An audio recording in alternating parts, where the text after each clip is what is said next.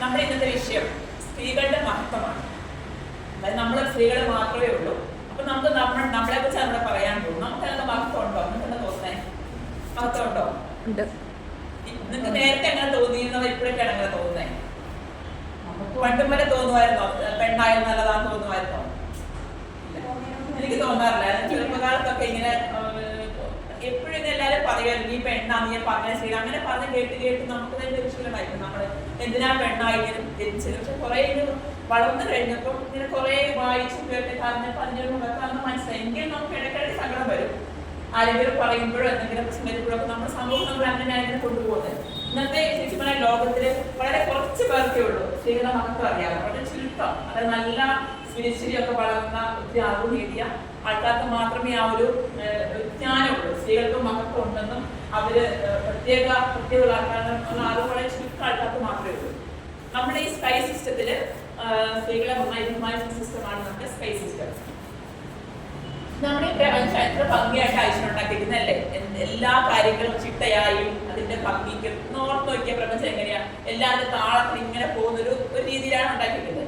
എനിക്ക് ഇങ്ങനെ ഉണ്ടാക്കിയ സർവേശ്വരൻ അത്രയും കഴിവുള്ള മഹാശക്തിയായ ഈശ്വരൻ സ്ത്രീയെ എതിർക്കാതെ ഏൽപ്പിച്ചിട്ടുണ്ട്. ഈ തലമുറയെ ഉണ്ടാക്കുവാൻ അതിനെ പരിപാലിക്കുവാനും ആ ഒരു കഴിവ് സ്ത്രീക്ക് മാത്രമേ തന്നിട്ടുള്ളൂ. അപ്പൊ തന്നെ സ്ത്രീയുടെ വളർന്ന് നമുക്ക് ഊഹിക്കാവുന്നേ ഉള്ളൂ. ഇത്രയും ശക്തിയുള്ള, ഇത്രയും കഴിവുള്ള, ഇത്രയും പ്രപഞ്ചത്തിൽ ഉണ്ടാക്കിയ ഈശ്വരന്റെ സൃഷ്ടി നമ്മളെ പങ്കാളിയാക്കിയിരിക്കുകയാണ് സ്ത്രീകൾ. അപ്പൊ സ്ത്രീകൾക്ക് അതിൻ്റെതായ ഒരു മഹത്വം, പ്രത്യേകിച്ച് തന്നെ ഒരു മഹത്വമുണ്ട്. പക്ഷേ ഇന്നത്തെ കാലത്ത് ആർക്കും സ്ത്രീക്ക് പോലും അറിയില്ല. ആണുങ്ങളുടെ കാര്യം പോട്ടെ, സ്ത്രീക്ക് പോലും അറിയില്ല. അങ്ങനെ ആണ് നമ്മുടെ മഹത്വമുള്ളത്. പണ്ട് കാലത്ത് പ്രപഞ്ചം ഉണ്ടായിരുന്ന ഒരു കാലത്ത് നമ്മുടെ പ്രപഞ്ച ലോകം എന്ന് പറയുന്നത് ഒട്ടും അങ്ങനെ ഇന്നത്തെ പോലെ ആയിരുന്നില്ല. ഒത്തിരി മലകളും കാടും അങ്ങനെയുള്ള സമയത്ത് ആൾക്കാർ താമസിച്ച ഗുഹയിലും വനത്തിലൊക്കെ ആയിരുന്നു. അന്നത്തെ ആ ഒരു കാലത്ത് നമുക്ക് ജീവിക്കാൻ ഭയങ്കര പാടായിരുന്നു. വന്യമൃഗങ്ങളുണ്ട്, കാലാവസ്ഥ നല്ലതല്ല, ഭയങ്കര തണുപ്പ് അല്ലെങ്കിൽ ഭയങ്കര ചൂട്, അങ്ങനത്തെ ഒരു കാലാവസ്ഥയില് അന്നത്തെ സാഹചര്യത്തില് പൊതുവെ ആൺവർഗത്തിന് എല്ലാ ഇതിലും ആൺവർഗത്തിനും ഒരു മേധാവിത്വം ഉണ്ടായിപ്പോയി. അതായത് അവര് കുറച്ചും കൂടി ഫിസിക്കലി അവർക്ക് കുറച്ചും കൂടെ ശക്തിയുണ്ട്, കഴിവുണ്ട്. അങ്ങനെ വന്നപ്പോൾ അവരുടെ മേധാവിത്വം കുറിച്ച് പെണ്ണുങ്ങളെക്കാളും മുകളിലായിപ്പോയി. അന്നത്തെ കാലത്ത് അവർ പുറത്തു പോകുന്നു, വേട്ടയാടി ഭക്ഷണം കൊണ്ടുവരുന്നു, അവർ വന്യമൃഗങ്ങളെയൊക്കെ അവർക്ക് നോക്കേണ്ടി വരുന്നു. അങ്ങനെയുള്ളപ്പോൾ നമ്മൾ സ്ത്രീകൾ വീട്ടിനുള്ളിൽ ഒതുങ്ങിക്കൂടും. കുട്ടികളെ നമ്മൾ താമസിച്ച സമയത്ത് നമ്മൾ വീട്ടിനുള്ളിലായിപ്പോയി സ്ത്രീകൾ. അപ്പൊ നമ്മുടെ കുട്ടികളെ നോക്കുന്നു, വീട് നോക്കുന്നു. അങ്ങനെ നമ്മുടെ ഒരു സ്വഭാവം അങ്ങനെയൊക്കെ വന്നു. നമ്മൾ കുറച്ചും കൂടെ സൗമ്യരായി, കുറച്ച് ശാന്തരായി, നമ്മൾ അങ്ങനെ ക്ഷമയോട് ജീവിച്ചു വന്നു. പക്ഷെ ആളുകൾ കുറച്ചും കൂടി കഴിവുള്ളവരും അങ്ങനെ അവരുടെ ലൈഫ് അങ്ങനെ ഒരുമിച്ച്. പക്ഷെ അന്നത്തെ കാലത്തും നമ്മുടെ ലൈഫ് ഒരുമിച്ച് പോകുമായിരുന്നു. അവര് കഴിവുണ്ടെങ്കിൽ കൂടി അവർ നമ്മളെ സ്ത്രീകളെ ഇച്ചിരി കെയർ ചെയ്യുമായിരുന്നു. അവർ അങ്ങോട്ടും ഇങ്ങോട്ടും ഒരു സ്നേഹബന്ധവും ഒരു സഹകരണം ഉണ്ടായിരുന്നു. പിന്നീട് ഇങ്ങോട്ട് വന്നപ്പോൾ നമ്മുടെ ലോകം ഒത്തിരി ഡെവലപ്പായി, സൗകര്യങ്ങൾ വന്നു. അന്ന് നമ്മൾ ശക്തിക്ക് വലിയ കാര്യം ഇന്നത്തെ കാലത്ത് ഇല്ലല്ലോ. ഇന്നത്തെ കാലത്ത് ആണ്ട് പഠിച്ചാൽ എല്ലാം നമുക്ക് ചെയ്യാൻ പറ്റും. ശരിയല്ലേ? പണ്ടത്തെ പോലെ അതിന് കായികമായ അധ്വാനം വളരെ ചുരുക്കമായി വേണ്ടു. അതുപോലെ ഡെവലപ്മെന്റ് വന്നു. പക്ഷെ ഇന്നും ആ ഒരു മാനസികാവസ്ഥ മാറിയില്ല. ആണുങ്ങൾക്ക് ഇപ്പോഴും മേധാവിത്വം ഉണ്ട്, പെണ്ണുങ്ങൾ ഇപ്പോഴും ഒതുങ്ങിക്കൂടേണ്ട അവസ്ഥ വന്നു. അത് അന്ന് മുതൽ ഇങ്ങനെ തുറന്നുകൊണ്ട് വന്ന അവരുടെ ശീലങ്ങളും കൊണ്ടായിരിക്കാം.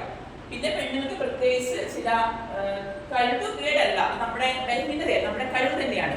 നമ്മൾക്കൊരു കുഞ്ഞിനെ നമ്മുടെ ഉദരത്തിൽ ധരിക്കേണ്ടതുകൊണ്ട് വളർത്തേണ്ടതുകൊണ്ട് നമ്മളെ കുറച്ചും കൂടെ സോഫ്റ്റ് ആയിട്ടാണ് ഉണ്ടാക്കിയിരുന്നത്. അപ്പൊ അത് നമ്മുടെ ഒരിക്കലും ബലഹീനത, ആ ഒരു ബലഹീനത, ആ ഒരു കഴിവുകേടോ അല്ലെങ്കിൽ ആ ഒരു പ്രത്യേകത കൊണ്ടാണ് നമ്മളിങ്ങനെ ആയിപ്പോയത് ആദ്യകാലം മുതലേ. പിന്നീട് നിയമങ്ങളും, മതപരമായ നിയമങ്ങളും വ്യാവസായിക നിയമങ്ങളും ഈവൻ കുടുംബത്തിലെ സ്വത്ത് പോലും അതിനെ പോലും നമുക്ക് അവിടെ ബദല് വന്നു. അങ്ങനെ എല്ലായിടത്തും നമ്മളെ ശരിക്കും സ്ത്രീകൾ തഴയുകയായിരുന്നു. ഇത് ആരും മനഃപൂർവ്വം ചെയ്തതല്ല. അന്ന് നിയമങ്ങളൊക്കെ ഉണ്ടാക്കിയത് പുരുഷന്മാരായതുകൊണ്ട് തന്നെ അതെങ്ങനെയൊക്കെ വന്നു ചേർന്നു. ഇന്നത്തെ ഒരു ജനറേഷൻ എന്ന് പറയുന്നത് എല്ലാം കൊണ്ടും മികച്ച ജനറേഷനാണ്. എല്ലാ അതുപരമ്പുകളും വരുന്ന ഈ കാലത്ത് കൂടി സ്ത്രീകൾക്ക് തങ്ങളുടേതായ ഒരു കഴിവ്, ഒരു അവസരം, തുല്യത കിട്ടുന്നില്ല. ഇതിൽ നമ്മുടെ സ്കൈ സിസ്റ്റം എന്ന് പറയുന്ന ഒരു സിസ്റ്റം എല്ലാം നമ്മുടെ ലൈഫ് എങ്ങനെ പോകണം എന്ന് പഠിക്കുന്ന സിസ്റ്റമാണ്. അതുകൊണ്ടാണ് നമ്മുടെ മഹർഷി സിസ്റ്റത്തെ നമ്മൾ പറയുന്നത്. അതായത് നമ്മൾ എല്ലാ ജീവികളെയും ബഹുമാനിക്കണം. അതിപ്പം എല്ലാ ജീവികളെയും സാധനം ബഹുമാനിക്കണം. അതിൽപ്പെടുന്നതാണ് നമ്മുടെ സ്ത്രീകളെയും നമ്മൾ ബഹുമാനിക്കണം. സ്ത്രീകളെ മാത്രമല്ല എല്ലാവരും, അങ്ങനെ എല്ലാവരും ഒരുമയോട് ജീവിക്കുന്ന ഒരു സൊസൈറ്റി, ഒരു സമൂഹമാണ് മഹർഷിയുടെ ലക്ഷ്യം. അതിനുവേണ്ടിയാണ് നമ്മൾ മഹർഷി പഠിക്കുന്നത്, സ്ത്രീകളെ എങ്ങനെ ബഹുമാനിക്കണം പഠിക്കുന്നത്. നമ്മുടെ സ്കൈ സിസ്റ്റം അനുസരിച്ച് പാപിയോ കുറ്റവാളിയോ ഇല്ല. എല്ലാവരുടെയും പാപം ചെയ്യുന്നത് നമ്മുടെ പേര് പറഞ്ഞ കർമ്മഫലം, എല്ലാവർക്കും കർമ്മഫലമുണ്ട്.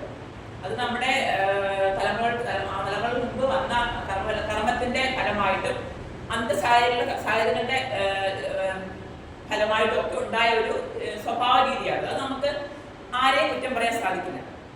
നമുക്കിപ്പോൾ ചെയ്യാൻ പറ്റുന്നത് ആ കർമ്മഫലത്തെ നമ്മൾ നല്ല കാര്യങ്ങൾ കൊണ്ട് നമുക്ക് ചെയ്ത് നമുക്കതിനെ മാറ്റി എടുക്കാൻ ശ്രമിക്കണം. അപ്പോൾ ഇത്രയും കാലം തുറന്നുകൊണ്ട് വന്ന നീതി മാറ്റാൻ പുരുഷന്മാർക്ക് ബുദ്ധിമുട്ടുണ്ട്. പക്ഷെ നിയമത്തിന്റെ സഹായമോ അങ്ങനെയുള്ള ഇങ്ങനത്തെ ക്ലാസ്സുകൾ അങ്ങനെയൊക്കെ കൂടി നമ്മൾ എല്ലാവരും ശ്രമിക്കുകയാണെങ്കിൽ നമുക്ക് ആ ഒരു ചിന്താരീതി മാറ്റി സ്ത്രീകൾ പുതിയൊരു ജീവിതം, ഒരു തുല്യത ഉണ്ടാക്കിയെടുക്കാൻ സാധിക്കും. കുറേ മാറ്റം വന്നിട്ടുണ്ട്. അതൊന്നും അവരുടെ മനസ്സ് മാറിയത് കൊണ്ട് മാത്രമല്ല, സ്ത്രീകളും കൂടി ജോലിക്ക് വന്നപ്പോൾ അവർക്ക് വേറെ നിർവാഹമില്ലാണ്ടായിട്ടാണ് നമ്മളും ഉയർന്നു വന്നു. അപ്പൊ നമ്മളെ ഒത്തിരി താഴ്ത്തി നമ്മൾ നമ്മുടെ പണിക്ക് പോകുന്നത് അതും വന്നിട്ടുണ്ട്.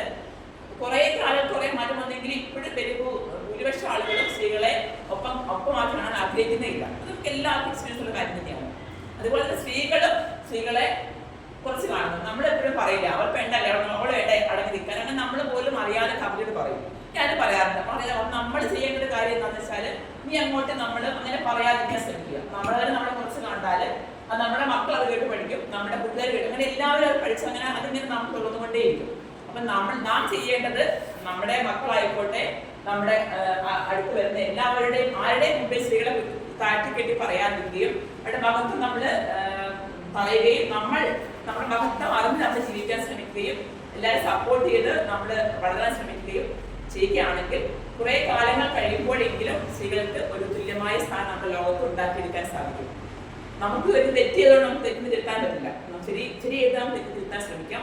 അപ്പൊ എല്ലാവർക്കും ഒരുമിച്ച് നമ്മുടെ ഈ സിസ്റ്റം നമ്മളെല്ലാം പഠിച്ചു കഴിയുമ്പോൾ ഇനി അങ്ങോട്ട് നമ്മുടെ ജീവിതത്തിൽ സ്ത്രീകൾക്ക് തുല്യമായ ഒരു പങ്ക് ലഭിക്കാൻ നമുക്ക് പരിശ്രമിക്കാം. നമ്മുടെ ഒപ്പം ഉള്ളവരെയും അതിലേക്ക് വളർത്താൻ നമുക്ക് ശ്രമിക്കാം.